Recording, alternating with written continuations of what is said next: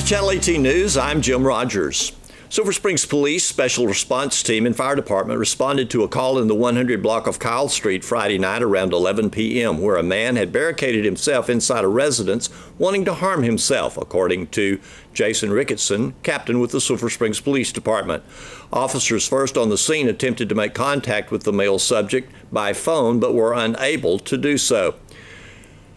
That's when the Special Response Team and Fire Department were called to the scene. Other individuals in the residence were not threatened by the man and were able to leave the house without difficulty prior to the attempt to remove the man from the house. A gas canister was fired into the house in an attempt to smoke the man out.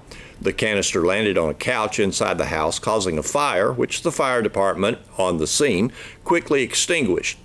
There was smoke, fire, and water damage to the structure. Officials entered the house and found the man, Robert R. Richardson, age 38, in a bathroom, dead with a self-inflicted gunshot wound, according to Justice of the Peace B.J. Tier. Tier ordered the body sent to Dallas for autopsy.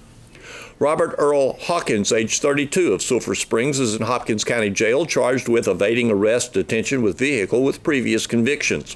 Sulphur Springs police received a call Sunday at 11:05 p.m. from a complainant who said a maroon pickup was following the complainant. Officers attempted to catch up with the pickup after they had activated their emergency lights. Hawkins left the scene with great speed. He failed to yield to an emergency vehicle while traveling at the high rate of speed and wrecked his vehicle in the 100 block of MLK Boulevard. Hawkins, who was arrested in January of this year for assault causes bodily injury, family violence, is again in Hopkins County Jail, this time being held on a $10,000 bond. Monday at 11:30 a.m., the Sulphur Springs Superintendent Michael Lamb expressed his thanks and appreciation for the Sulphur Springs Independent School District Board of Trustees. He called them a great team to work with. He presented gifts from the various campuses to recognize school board members during School Board Appreciation Month. The board approved resolutions designating Sulphur Springs Independent School District as a District of Innovation. Districts in Texas may apply for the District of Innovation if they have met state standards. Lamb stated that the local district will be allowed certain flexibility in light of specific state laws that have created a lot of paperwork for the districts. He stated at first that he did not want to apply for the designation, but the date for the start of the school year next year changed his mind. He stated that districts will be able to continue with the school calendar with which they are familiar by becoming a District of Innovation. The vote of the school board Monday approved the District Advisory Committee and principals of each school to pursue becoming a District of Innovation. The second step of approval will be placed before the District Approval Committee, finally returned to the school board for approval. We'll have more on that story tomorrow. Charles Oxford will once again mount a campaign for the Sulphur Springs City Council, this time for Place 6. Oxford, who was a member of the council for one term, has continued to run each year since not being reelected.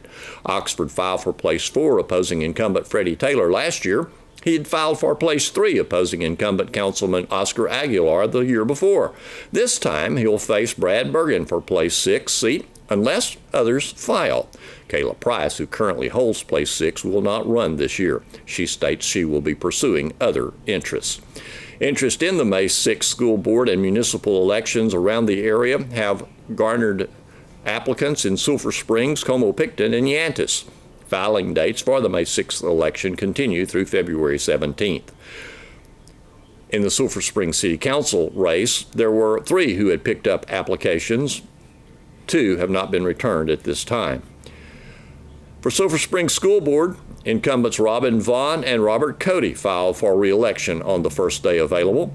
No others have filed at this time. Ms. Vaughn served as board secretary and currently serves as vice president of the board. She was elected to the board in 2014. She was elected vice president in 2016. Mrs. Vaughn is a juvenile probation officer with the 8th Judicial District Juvenile Probation Office in Sulphur Springs. Cody is the board secretary. Robert Cody was elected to the board in 2014, elected secretary in 2016. Mr. Cody is the corporate controller for GSC Enterprises Incorporated in Sulphur Springs. For our Como-Picton School Board, incumbents Jim Murray, Greg Anglin, and Mark Humphrey have filed for re-election. Also filing are Jessica Pegasus and Brittany Wright Smith. Como-Picton has also entered the search for a new superintendent. At Yantis, April Johnson and Melissa Stevens have filed for the school board. Due to a line break, the Texas Municipal Commission on Environmental Quality has required the City of Mount Vernon water system to notify customers of the need to boil their water prior to consumption. An alert was issued at 3:31 a.m. Sunday morning. On Monday, the City of Mount Vernon Public Works Director Jeremy Cox stated they were collecting water samples periodically today and would forward those samples for testing. Following the 24-hour testing period to verify the city's water may be used again, they'll notify the public again through Code Red and other media. To ensure destruction of all harmful bacteria and microbes in the water for drinking, cooking, and making ice, the water should be brought to a vigorous rolling boil, then boiled for 2 minutes. In lieu of boiling, one may purchase water or obtain water from other suitable sources, that from the City of Mount Vernon. Here's Don Julian with sports. The Wildcats basketball team picked up a big road win in district play Friday night, defeating Marshall 55-37. The win kept the Wildcats one game back of Mount Pleasant as the Tigers topped Pine Tree Friday. The Wildcats' leading scorer Friday night was Keyston Willis with 20 points, and Victor E. Wolcor chipped in 12 points. 5 other Wildcats contributed points. Michael Jefferson 8 points, Bryson Lynn 6, Keontae Dunn 5, and Simeon Taylor and Xavier Cork had 2 points apiece. The Wildcats remain alone in second place with a 7-1 district record, and their season mark is 22-5. The Wildcats will be playing Texas High in Wildcats Gym on Tuesday night. In perhaps the first time in history, the Lady Cats basketball team scored over 100 points in a 101-26 win over Marshall at home Friday night. The number 18 ranked Lady Cats had quarters of 23, 27, 25, and 26 points. Autumn Tanton scored on a basket as she was fouled in the final minute of play to put the Lady Cats over 100 points. The Lady Cats allowed the Lady Mavs quarters of 7 points, 7, 8, and 4 points. 3 Lady Cats had more than 23 points. Sadavia Porter led the Lady Cats with 29. Kaylee Jefferson added 27, and Tori Moore hit 5 three-pointers and had a total of 23 points. Tanton scored 10 points. All 7 Lady Cats scored. The Lady Cats hit a sizzling 61% from the field, including 5 of 16 or 31% from three-point range. The Lady Cats shot 58% from the foul line or 18 of 31. Porter hit 9 of 10 from the foul line. Jefferson had a team-high 6 rebounds and a block. The Lady Cats had 29 steals, including 5 each from Porter, Moore, and Jefferson. The Lady Cats committed only 8 turnovers, and they only had 7 fouls. The Lady Cats remain in first place in the district with a 10-0 record. Their season record is now 24-3, and the Lady Cats have won 17 straight games. The Lady Cats will travel to Texas High next Tuesday night. The Wildcats soccer team lost 5-1 in their district opener at Pine Tree Friday night.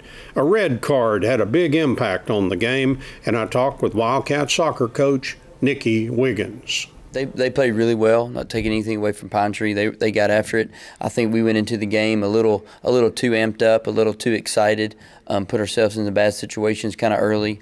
We had a few opportunities that, we were just offsides. We weren't clicking like we have. And then, we had to play with a man down right before halftime. One of our kids got a red card. So at the time it was 1-0 them. We ended up tying the game 1-1. But to play 40 more minutes a man down was hard. And like I said, we didn't play the most intelligent game of soccer I've seen us play. So putting ourselves in a bad situation, down a man, it was hard to hang on. In hockey, they call that the power play, and a lot of times teams end up scoring. So, when you're a man down, that's just, they got one more roaming around than you do. Yes, sir. A few times they'd push up a little high because they knew they could get away with it. We weren't creating any opportunities to score at that point because a forward had to go back and defend, and so it was just I called it an avalanche of opportunity for them to score. And we were fighting, and then one went in, and we kind of dropped our heads a little bit, and it just by then we know how the uphill battle was going to be anyway. So it just kind of got to us, and I think it hurt our feelings a little bit. But that's part of we got to grow up and move on. Who got your goal for? Chris Espinosa scored a goal right after halftime. We were full of energy. We put the ball up top. We crossed the ball in, and when he took a shot, somebody blocked it with their hand. So then he got a PK, and he scored that.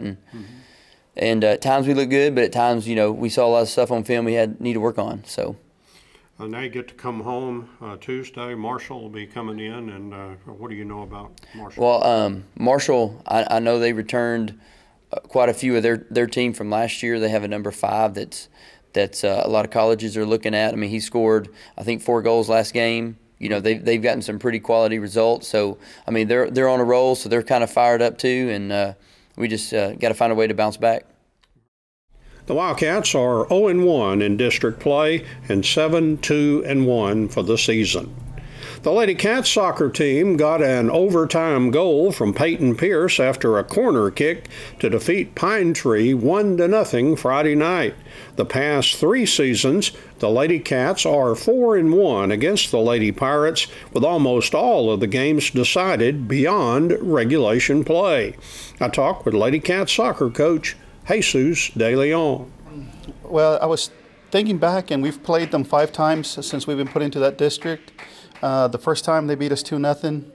The second time we won in penalty shootouts. The time after that, we won 2-1, and then we went to overtime again last year, and Melina was able to score in the second overtime, and then this time we went into overtime, and Peyton Pierce was able to score. So it's becoming a little bit of a tradition to go into overtime with them, and like I said, so it's been a while. As a matter of fact, that's the team that where we discovered that Cameron was a cold-blooded penalty kick taker. That's the one where we figured it out, and ever since she's been having that role and had those great playoff penalty kicks. But it's a good team. They're a big athletic group, and they're always a challenge to us, and they were again this week. Mm-hmm. You've had a good run of defense players that are able to come down on penalty kicks and things like that, and really be a part of that. And I think Peyton looks very good down there in front of the goal. Yeah, well, as a matter of fact, I don't know if you noticed, but earlier in the game, McKenna had served in a ball, and the goalkeeper had deflected it, and Peyton had gotten on the end of it, and it hit the post. Mm-hmm. So, she's pretty good at that. She's brave. She's willing to stick her head and body in there, and she was close to. She does that about a couple of times a year, and so she got on the end of that one. I always tell them, just try to get inside position, and you can tell on the video where she starts from behind, runs in, gets in, and I tell them, when you're in that position, just hit it with your whole body. They try to hit it with their foot, which is like a real small surface compared to their whole body. And that's what she did. She just stepped with it through her whole body and then deflected in, and it made the difference. Yeah. And, of course, a great job on defense with Abby Hale and all of those defenders kept Pine Tree at bay and wouldn't let them in the net. Well, I think that when we played those really good games in Longview, it exposed some things that we might have gotten away with. And like I told them, I said, if we do these things against Hallsville and Pine Tree, we're not going to get 8 goals scored on us, but we're going to get 2 scored on us, and what's the difference, And so I think they took the message to heart, and we had a really good practice on Thursday. I felt like we had a really good practice, and it flowed really well.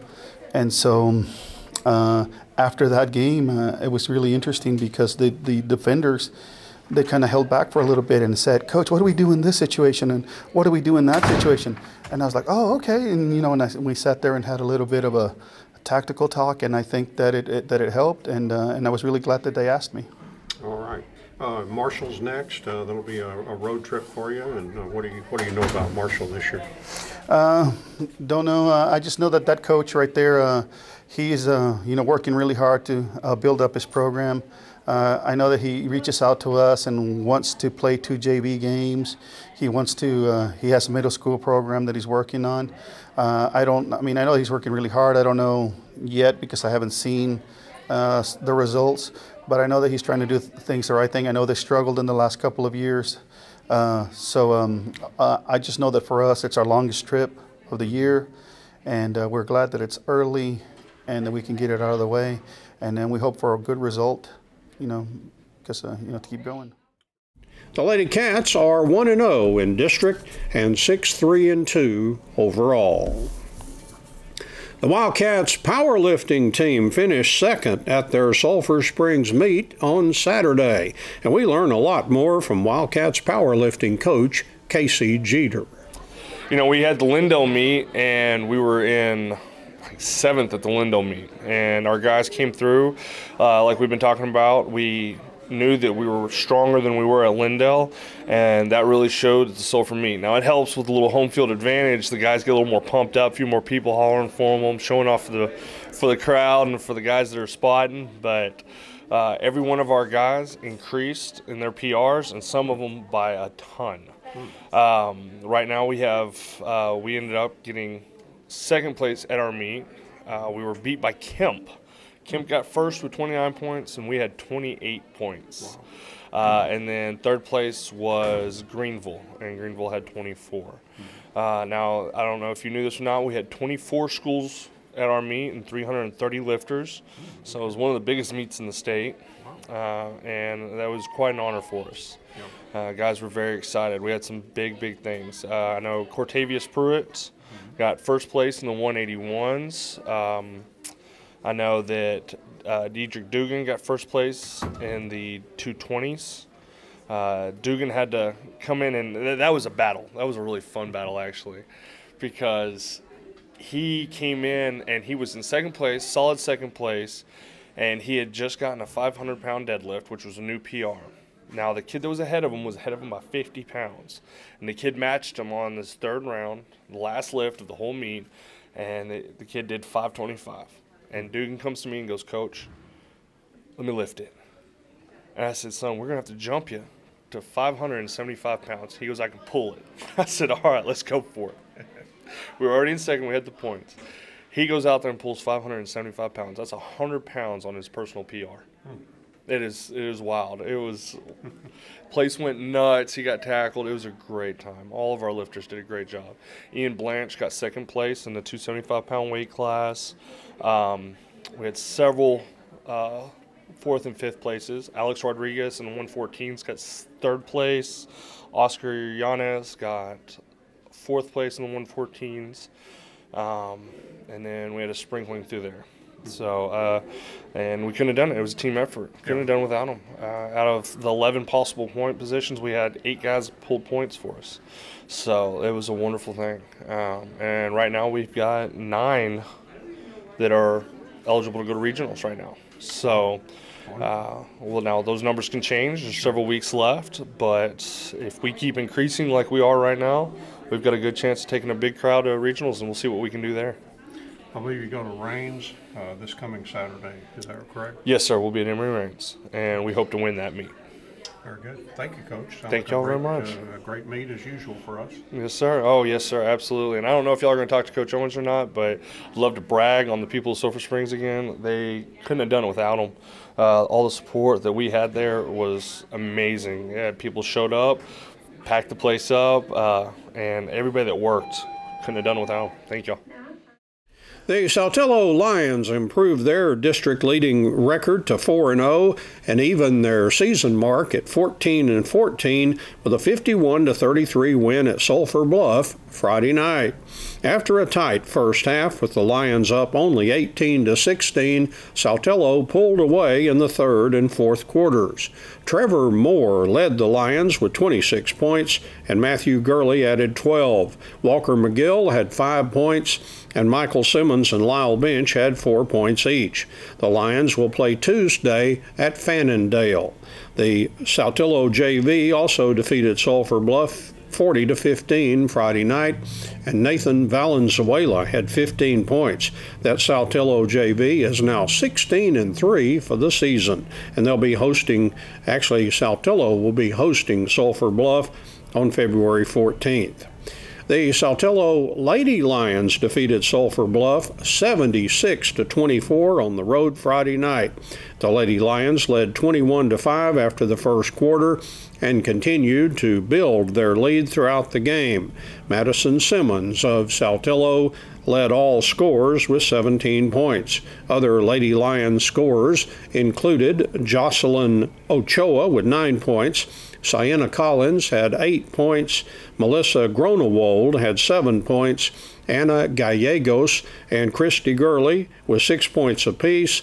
Rainey English and Tori Mobley with 5 points apiece. Brenda Castro 4 points. Melissa Towell with 3 points. And Jordan Sestair with 2 points. Sulphur Bluff got 13 points from Caitlin White. Thanks for watching Channel 18 News. Have a great evening.